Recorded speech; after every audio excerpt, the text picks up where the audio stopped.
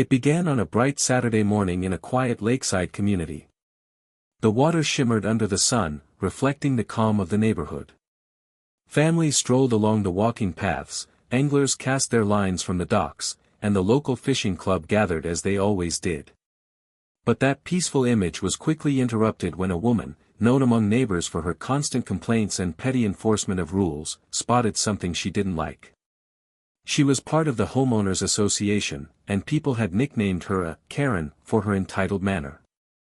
Her eyes narrowed at the sight of a modest but well-kept boat tied securely near the dock. A black man, tall and composed, stood nearby checking the ropes, ensuring the boat was safe. Without hesitation, she marched toward him, her tone sharp, carrying the weight of someone who thought authority was her birthright. She told him the boat had to be moved, claiming it violated HOA regulations. Her words cut with condescension, not merely about the boat but about who she believed had the right to be there. The man, calm and dignified, listened quietly, offering no immediate resistance.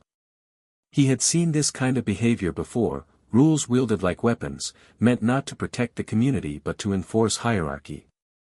Around them, heads turned. Some neighbors pretended not to notice, while others exchanged glances, knowing the encounter was about to escalate. What she didn't know, however, was that the man she confronted was not a visitor. He was not an outsider borrowing space. He was the rightful owner of the lake she was so eager to protect. And with her arrogance, she was about to strip her fishing club of privileges they had long taken for granted. The man's name was James Carter, a quiet figure in the neighborhood but one with a powerful legacy. His father had purchased the land decades earlier, a time when owning waterfront property was nearly unthinkable for a black family. Against all odds, the Carters had secured not just a home, but the entire lake and the rights surrounding it. That ownership was written into deeds and contracts, documented beyond dispute. James had grown up watching his father defend that property with dignity, never raising his voice but always commanding respect. Now, as an adult, James carried that same steady resolve. But Karen didn't know his history, nor did she care to ask. She looked at him with the assumption that his presence was subject to her permission.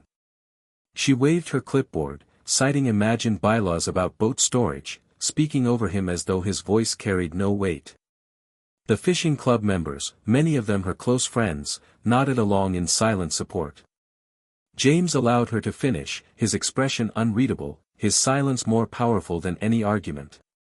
And then, with a steady tone, he told her the truth: the lake, the dock, the very water her friends fished in every weekend, all of it belonged to him. The word stunned her, hanging in the air like a thunderclap. She laughed nervously, dismissing his claim as absurd, certain that no man like him could own what she considered her community's crown jewel. But James did not waver. He had documents, titles, and proof. More than that, he had the unshakable dignity of someone whose family had sacrificed to secure something greater than themselves. And as neighbors whispered among themselves, it became clear that the balance of power was about to shift in ways Karen had never imagined. The following week, James took quiet but decisive action. He called a community meeting at the edge of the lake, bringing copies of the property deeds, the original purchase agreement, and even photographs of his father standing proudly at the shoreline when the lake was first acquired. The HOA members, expecting to challenge him, arrived in full force. Karen, seated at the center, looked restless, her confidence slipping. James began not with confrontation, but with history. He told the story of his father, a man who had faced doors slammed in his face, banks that refused him loans, and neighbors who doubted his right to dream. Yet, through determination and sacrifice, his father had secured the lake as both a home and a legacy. The neighbors listened in silence, their fishing rods set aside, their usual chatter replaced by reflection. James spoke not with bitterness but with clarity, his words weaving the history of discrimination, resilience, and triumph into the fabric of the lake itself. Then he shifted to the present. He explained, calmly and without malice, that the fishing club had long been operating without his permission. For years, they had treated his lake as their own, holding events and gatherings without ever acknowledging his family's ownership. He had allowed it, believing community mattered more than control. But the incident with Karen had changed everything. It was not just about a boat, it was about dignity.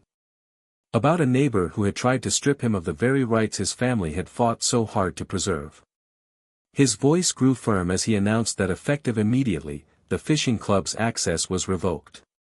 Karen's face flushed with disbelief, while murmurs rippled through the crowd. Justice, long delayed, had finally spoken. Karen tried to fight back. She filed complaints, sent emails, even threatened legal action on behalf of the fishing club. She claimed James was being unfair, that he was overstepping, that the community had a right to the lake. But the documents were clear, and the law was on James's side.